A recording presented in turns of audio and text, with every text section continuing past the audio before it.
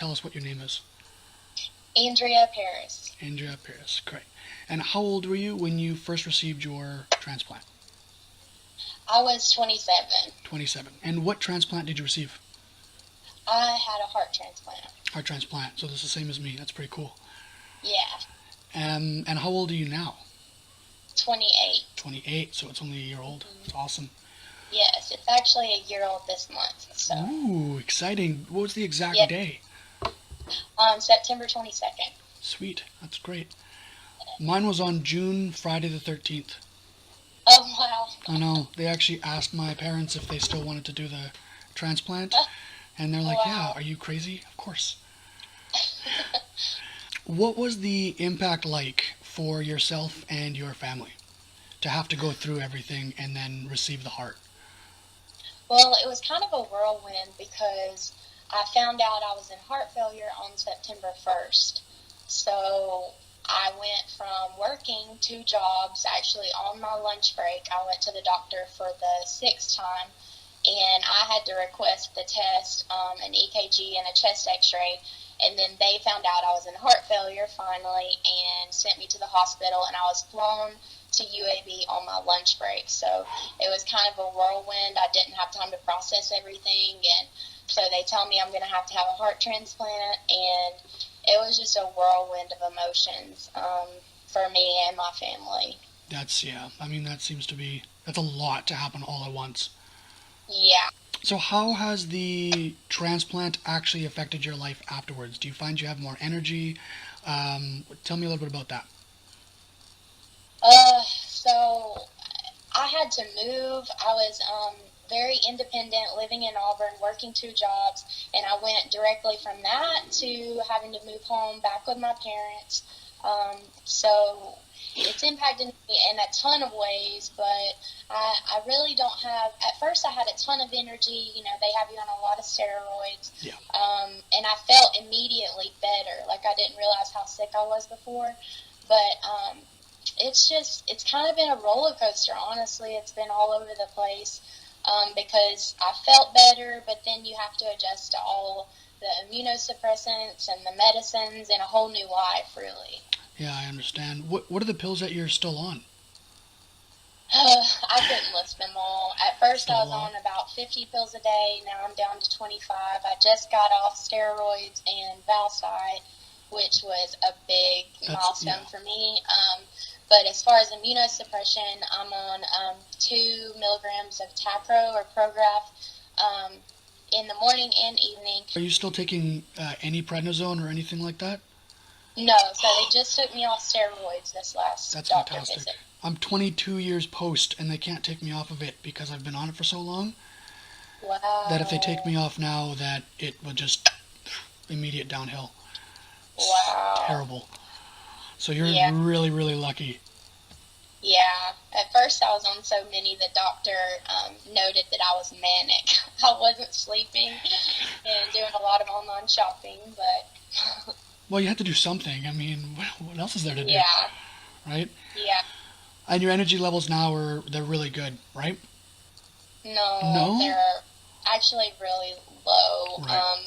They've been low for probably the last 6 or 8 months. I just don't have a lot of energy, so a lot of that is devoted to working out or going to church, and then I'm pretty much tired after whatever I do that day. Yeah, I mean, that's fair.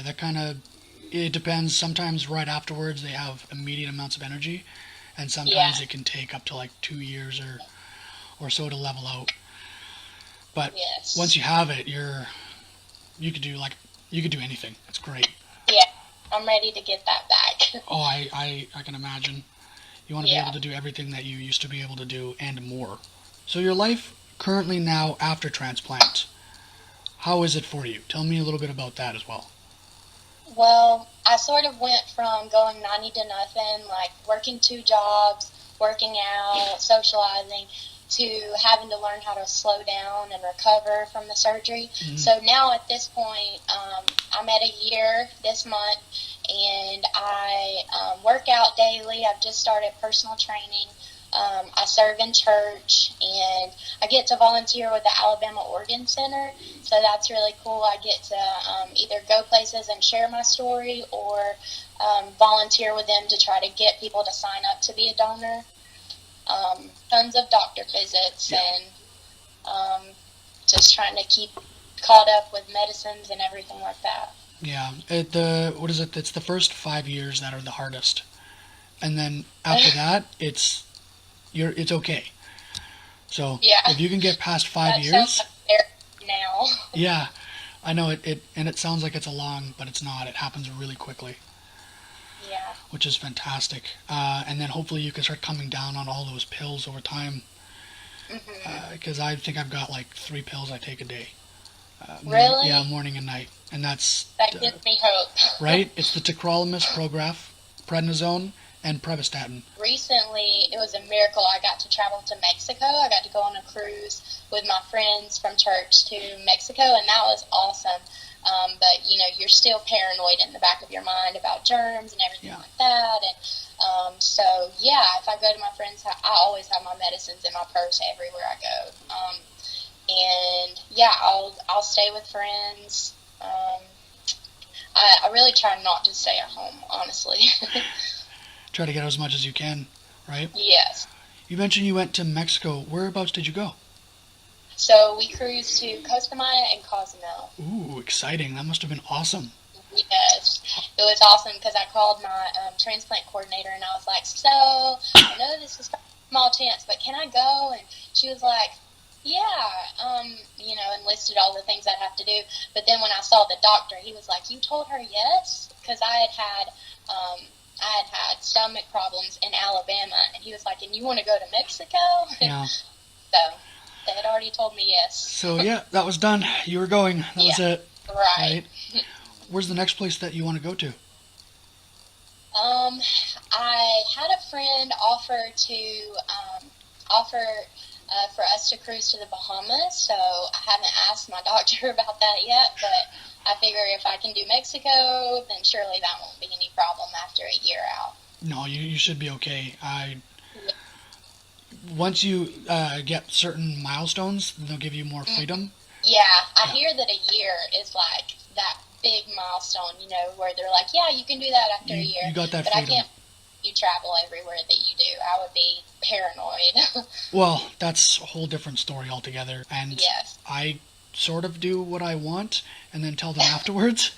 And be like, by the way, I'm doing this. And then they go, okay, just be safe. Yeah. If you could say one thing to your donor family, what would it be? I knew that was coming. I would just say, I'm going to cry, but I would just say that I'm sorry for your loss. Right. I don't know what it's like to lose a daughter, but I'm sorry for your loss, and I'm taking care of her heart. It's alive in me, and I'm doing everything I can to take care of it. And I would just say thank you from the bottom of my transplanted heart, giving me life again when I didn't even know I needed saving. So I'd like to say, please sign up for organ donation. Save some lives.